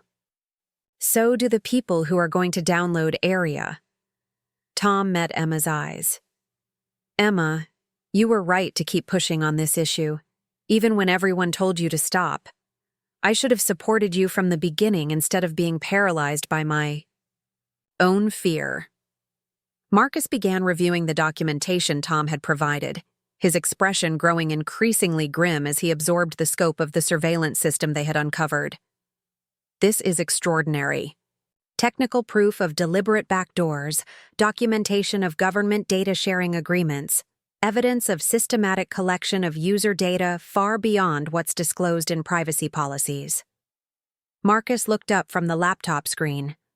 "Tom, this documentation could bring down not just Nexus Corp, but potentially expose illegal government surveillance operations. Which is exactly why they're going to destroy anyone involved in publishing it," Tom replied. "Marcus, you need to understand what you're taking on. This isn't just corporate retaliation. This is national security apparatus being used to protect corporate profits." Emma's phone buzzed with another message from Alex Rivera. "Emma, emergency. David Harrison just held a press conference announcing that former employees are attempting to steal classified information related to national security programs. They're framing you as potential foreign agents."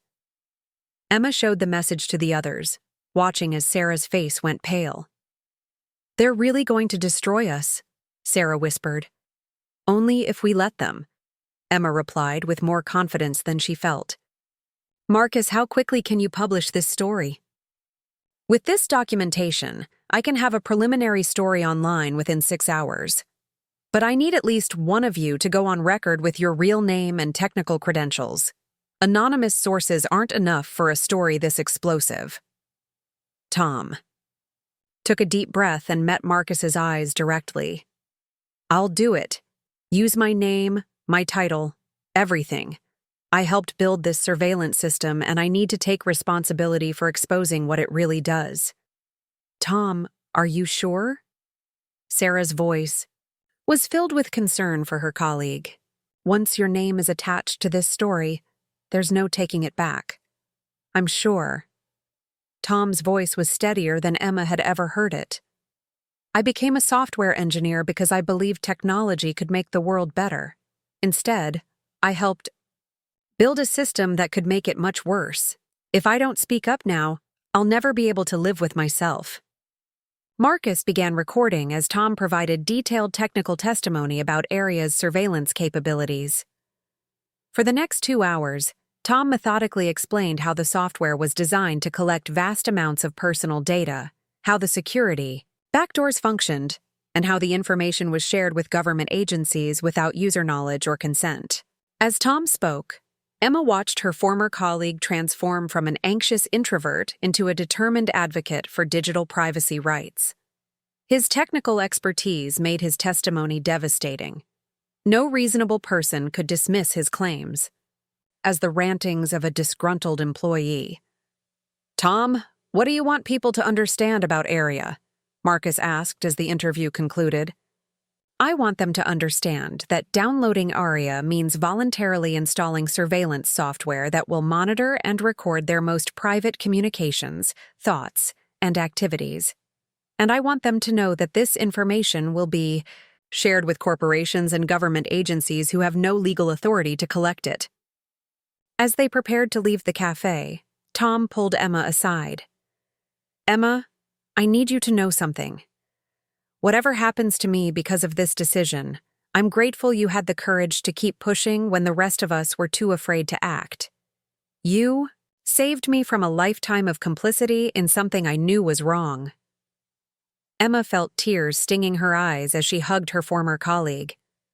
Tom, you didn't just help expose this surveillance system, you helped save millions of people from unknowingly surrendering their privacy and civil liberties. As they went their separate ways into the night, Emma realized that Tom's decision to go public had provided the missing piece Marcus needed to publish the story. Within hours, the truth about Aria would be public, and the corporate and government officials who had created the surveillance system would face the scrutiny they had tried so desperately to avoid. The question now was whether that exposure would come in time to prevent Aria's launch, or whether the story would break too late to protect the users who were counting on them to speak up. The question now was whether that exposure would come in time to prevent Aria's launch, or whether the story would break too late to protect the users who were counting on them to speak up. Emma spent the night in a downtown hotel, paying cash and using a false name. Precautions that would have seemed paranoid a week earlier, but now felt entirely rational. She couldn't return to her apartment, which was almost certainly under surveillance, and she needed to remain accessible to Marcus as he prepared the story for publication. At 3 a.m., Marcus called with an update that sent adrenaline coursing through Emma's system. The story is ready to publish, but my editor is getting cold feet. Nexus Corp's legal team contacted the Chronicle's management 2 hours ago, threatening massive defamation lawsuits if we publish anything that damages Aria's launch. Marcus's voice was tense but determined. Emma, they're offering the newspaper a significant advertising contract in exchange for killing the story. Can they do that?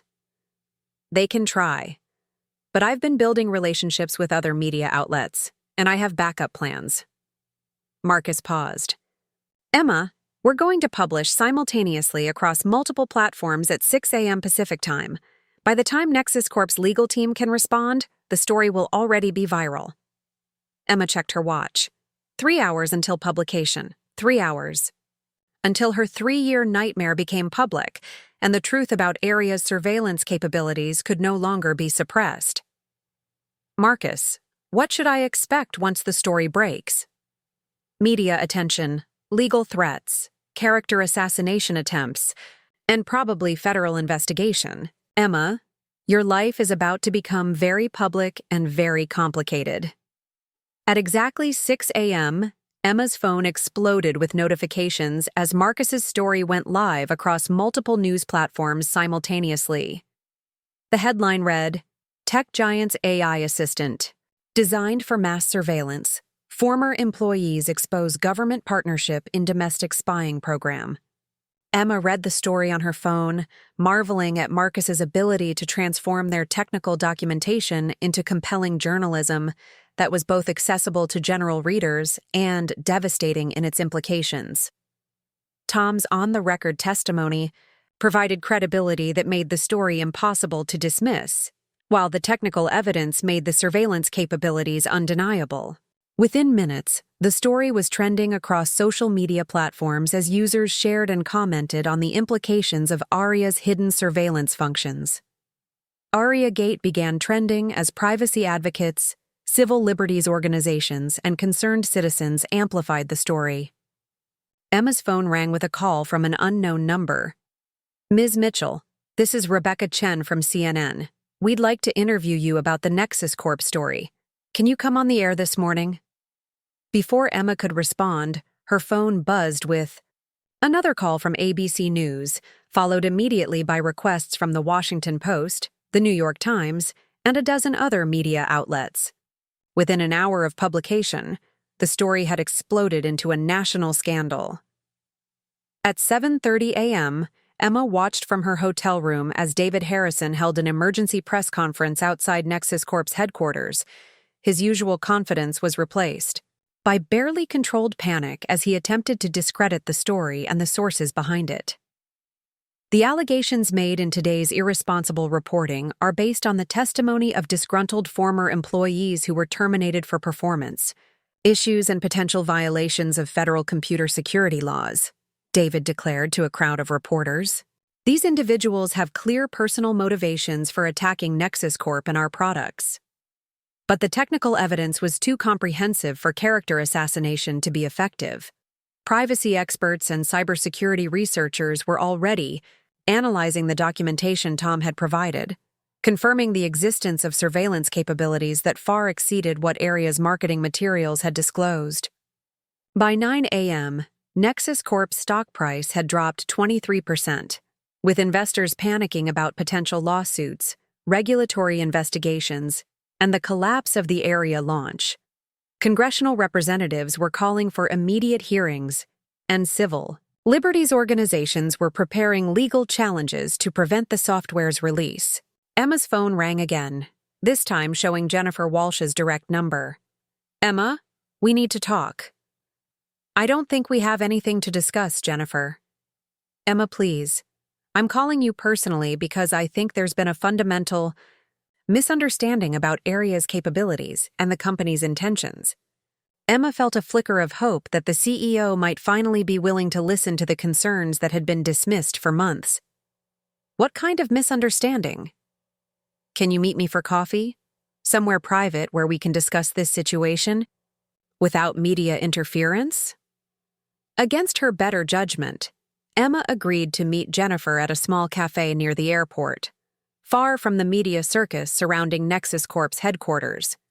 When she arrived, she found the CEO looking haggard and defeated, her usual executive composure replaced by genuine distress. "Emma, I want you to know that I had no idea about the extent of Area's data collection capabilities," Jennifer began. "The technical briefings I received focused on AI functionality and user experience features. The surveillance aspects were never disclosed to me." Emma studied Jennifer's expression, trying to determine whether this was genuine ignorance or strategic misdirection.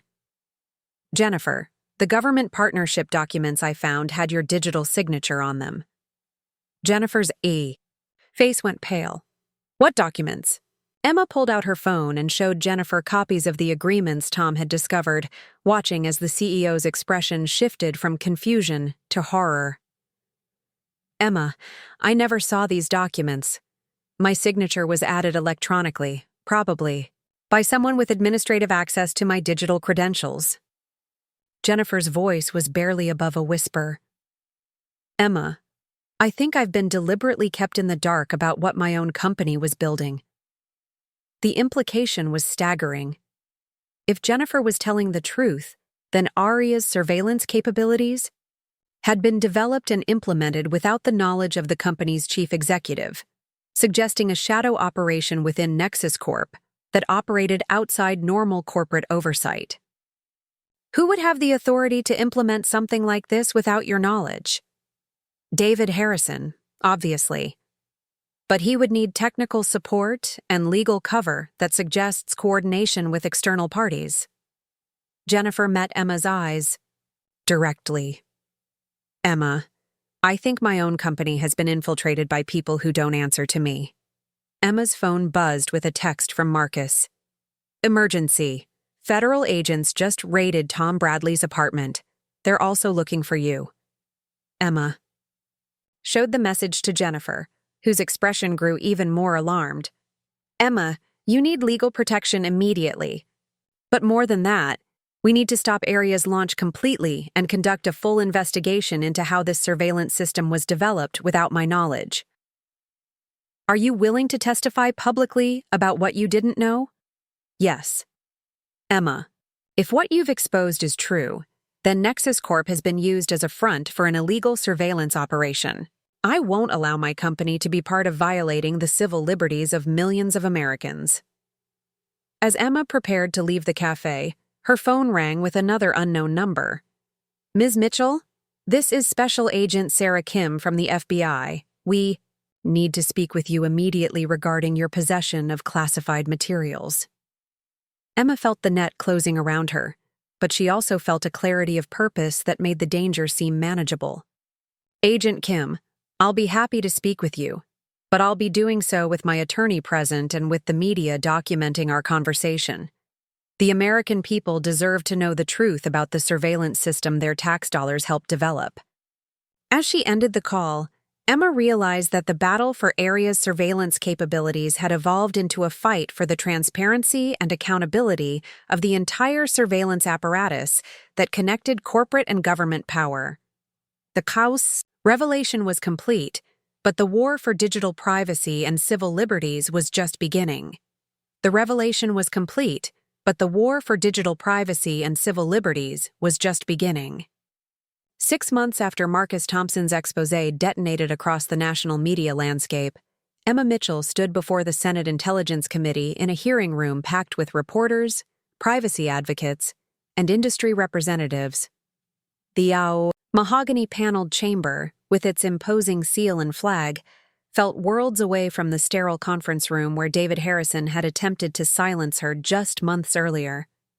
Ms. Mitchell, Senator Patricia Williams, the committee chair, leaned forward at the witness table. Can you explain to the American people how a product marketed as protecting their privacy was actually designed to systematically violate it? Emma adjusted the microphone and looked out at the gallery, spotting familiar faces among the crowd.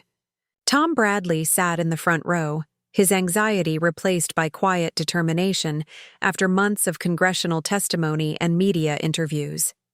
Sarah Kim was there too, having finally found the courage to speak publicly after winning her custody.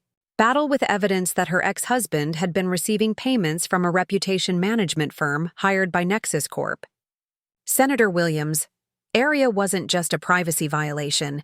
It was a deliberate surveillance infrastructure designed to normalize mass data collection under the guise of convenience and artificial intelligence. Emma's voice was steady, strengthened by months of practice testifying before various congressional committees, regulatory agencies, and court proceedings. The technical evidence shows that from its earliest development stages, Area was built to collect, analyze, and share user data in ways that directly contradicted its public privacy commitments. The past 6 months had been a whirlwind of vindication and exhaustion. The initial media storm following Marcus's story had indeed transformed Emma's life in ways she could never have anticipated. Death threats from angry investors mixed with praise from privacy advocates, legal threats from Nexus Corp's attorneys countered by offers of representation from civil liberties organizations, job offers from competitors balanced against federal investigations that made her unemployable in traditional corporate roles. Ms. Mitchell, Senator James Crawford, the ranking Republican member, adopted the skeptical tone that had become familiar during these hearings. Isn't it true that you were terminated from Nexus Corp for performance issues before you made these allegations? How can the committee be sure your testimony isn't motivated by personal grievance, rather than genuine concern for privacy rights? Emma had heard variations of this question dozens of times over the past months.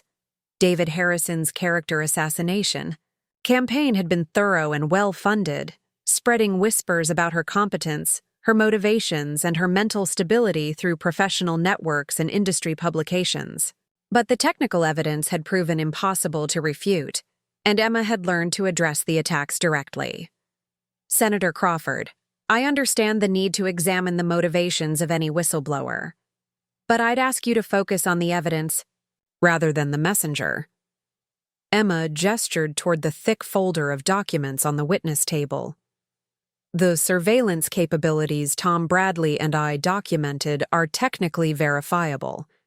Independent security researchers have confirmed our findings. The government partnership agreements speak for themselves about the intended use of user data collected through ARIA. Indeed, the months following the initial exposé had brought a cascade of additional revelations. Other former Nexus Corp employees had come forward with evidence of similar surveillance features in the company's other products.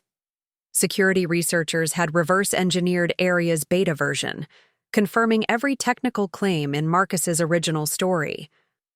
Most damaging of all, Leaked communications between Nexus Corp executives and government officials had revealed the scope of the surveillance partnership and the deliberate effort to hide it from both the CEO and the board of directors. The Q evidence demonstrates a pattern of systematic deception that extends far beyond any individual employee's concerns, Emma continued. This isn't about my personal grievances with David Harrison.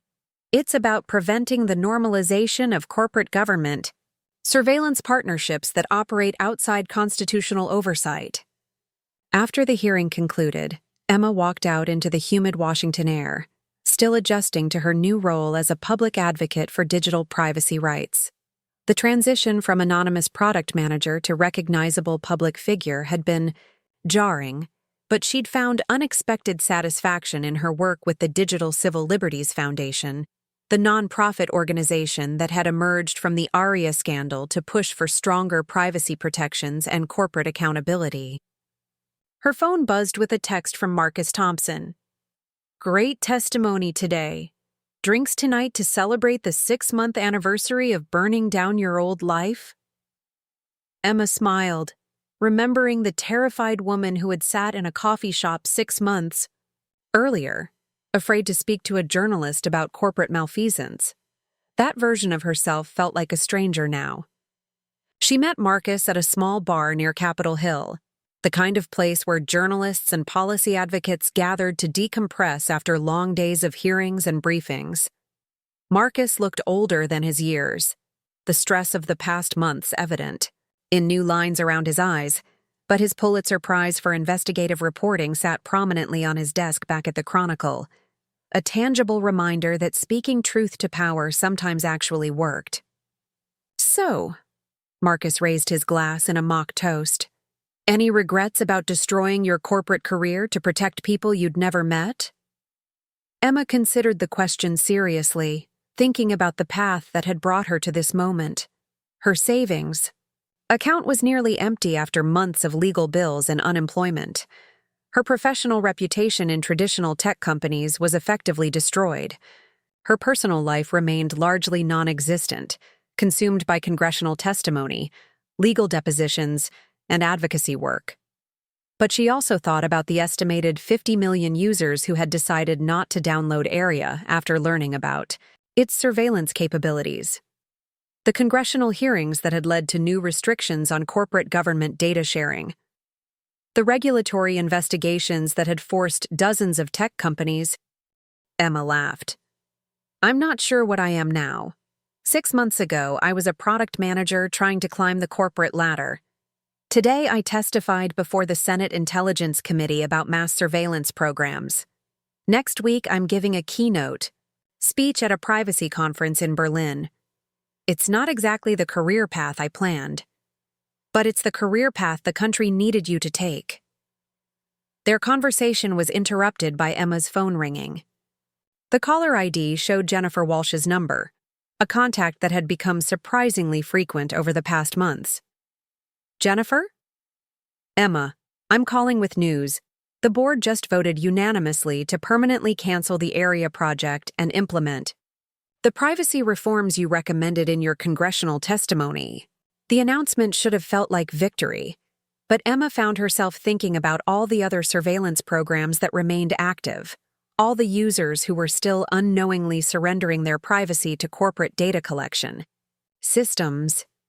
That's good news, Jennifer. But what about the other products? The pattern we exposed with ARIA wasn't unique. I know, which is why I'm calling with a second piece of news. The board has also approved the creation of a chief privacy officer position, reporting directly to me and the board, with authority to review all product development for privacy implications. Jennifer paused. Emma, we'd like you to consider taking the position. Emma nearly dropped her phone.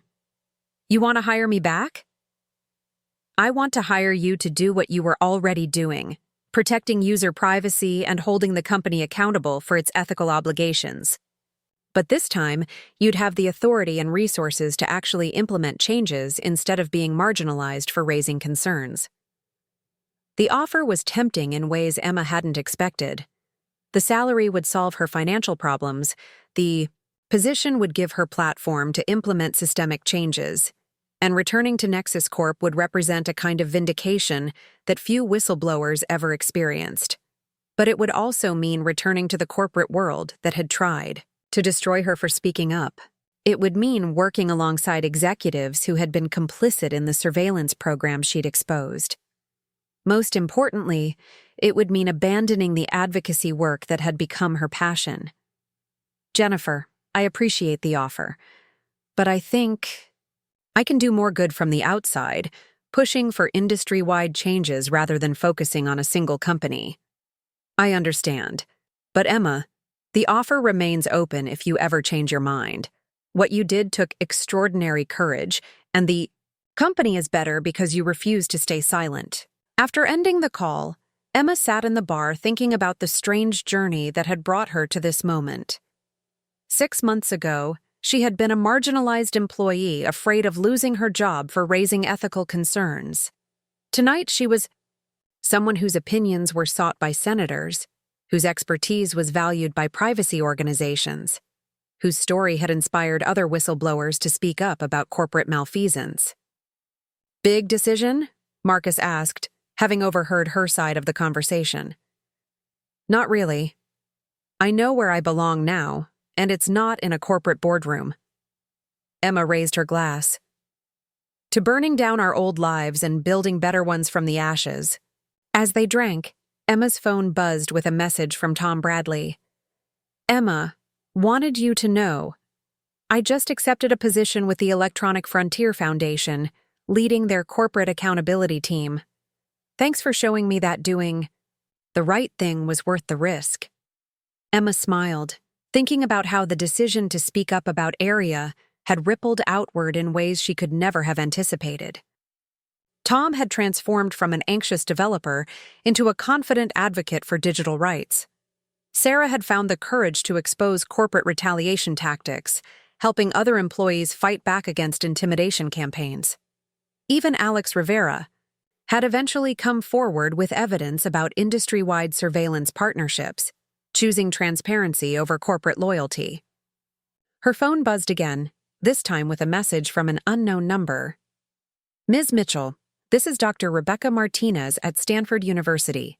We're launching a new program in technology ethics and would like to discuss the possibility of you joining our faculty as a professor of practice. Would you be interested in teaching the next generation of technologists about the ethical implications of their work? Emma stared at the message, intrigued by the possibility of channeling her experience into education. Training future product managers, software engineers, and technology leaders to consider privacy and civil liberties from the beginning of the development process, rather than treating them as afterthoughts. Another opportunity? Marcus asked. Maybe the right one, Emma replied, already composing her response to Dr. Martinez.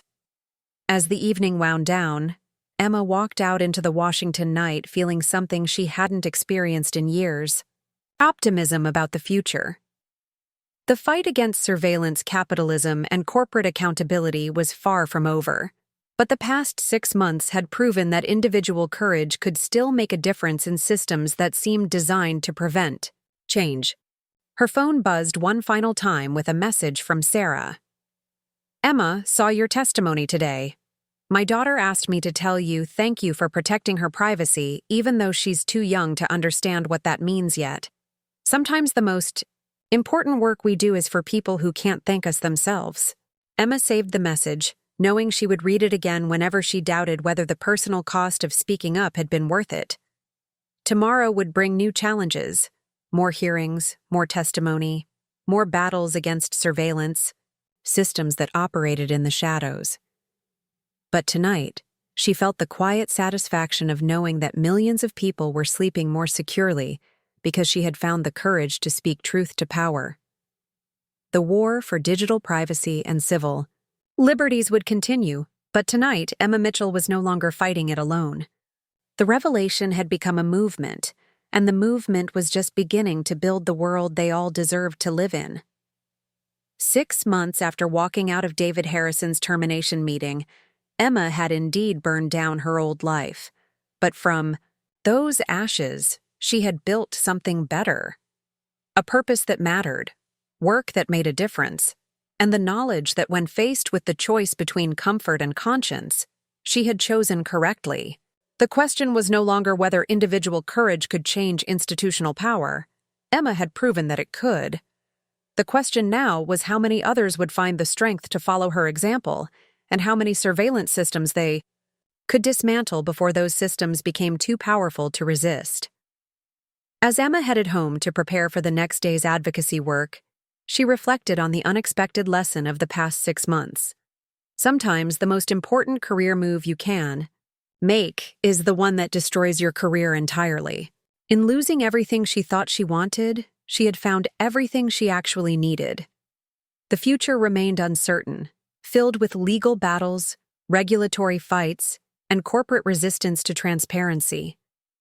But for the first time in her professional life, Emma Mitchell was exactly where she belonged, on the front lines of the fight for a more ethical and accountable technology industry. The revelation was complete, but the transformation it had sparked was only just beginning. Up next, you've got 2 more standout stories right on your screen. If this one hit the mark, you won't want to pass these up. Just click and check them out. And don't forget to subscribe and turn on the notification bell so you don't miss any upload from us.